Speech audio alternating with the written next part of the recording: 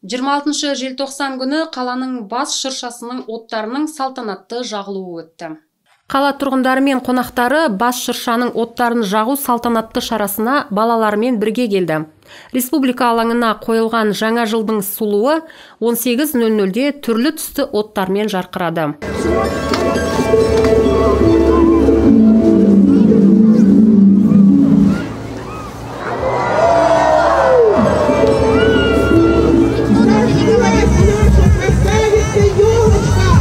Келе жатқан жаңа жылмен тұрғындарды құттықтауға Аяз ата мен Ақшақар келді. Мерекенің бас кейіпкерлерімен бірге Риддердің кішкентай тұрғындары жаңа жылдық шыршаны айналды.